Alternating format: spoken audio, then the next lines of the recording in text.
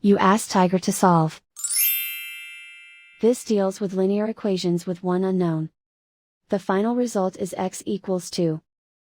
Let's solve it step by step. Group all x terms on the left side of the equation. Subtract 6x from both sides. Simplify the arithmetic. Group like terms. Simplify the arithmetic. Isolate the x. Divide both sides by -10. Cancel out the negatives. Simplify the fraction. Cancel out the negatives. Find the greatest common factor of the numerator and denominator. Factor out and cancel the greatest common factor.